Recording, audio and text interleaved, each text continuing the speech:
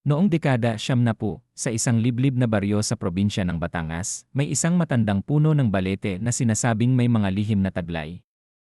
Walang sinuman ang nagtatangka na lumapit dito kapag sumasapit na ang dapit hapon dahil sa mga kwento ng kababalaghan na bumabalot dito. Isang gabi, isang grupo ng mga kabataan ang nagpasya na subukin ang tapang nila.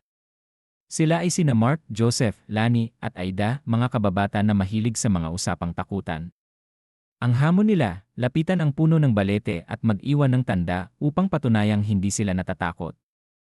Nang sumapit na ang hating gabi, naglakad sila patungo sa kinaroroonan ng balete. Malamig ang hangin at ang katahimikan ng gabi ay tila nagpapakapal ng kaba sa kanilang mga dibdib. Habang papalapit sila, nagsimulang marinig ni Mark ang mahihinang bulong na tila nanggagaling sa mismong puno. "Naririnig niyo ba yan?" tanong niya sa mga kasama. Tumango si Joseph, ngunit si Lani at Aida ay nagsabing baka dala lamang iyon ng kanilang imahinasyon.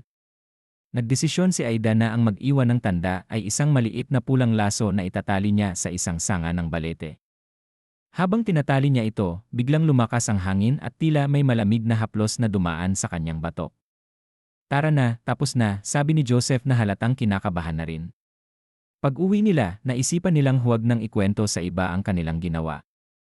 Ngunit kinabukasan, napansin nila ni na tila may kakaiba kay Aida. Tahimik ito at parang laging tulala.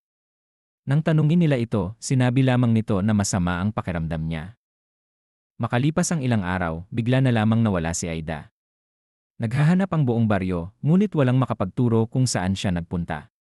Isang gabi, sa kanilang pag-aalala, napagpasyahan ni na Mark, Joseph, at Lani na balikan ang puno ng balete upang alamin kung may kinalaman ito sa pagkawala ni Aida. Pagdating nila sa puno, nakita nila ang pulang laso na iniwan ni Aida, ngunit sa pagkakataong ito, tila basang-basa ito ng dugo. Biglang bumuhos ang malakas na ulan at nagmistulang sumasayaw ang mga sanga ng balete. Sa gitna ng kaguluhan, narinig nilang muli ang mga bulong, ngunit ngayon ay mas malinaw na at tila nagmumula sa ilalim ng lupa. "Umalis na tayo," sigaw ni Mark.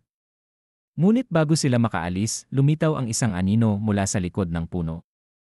Ito ay si Aida, maputla, walang buhay ang mga mata. At tila hindi na siya ang dati nilang kaibigan.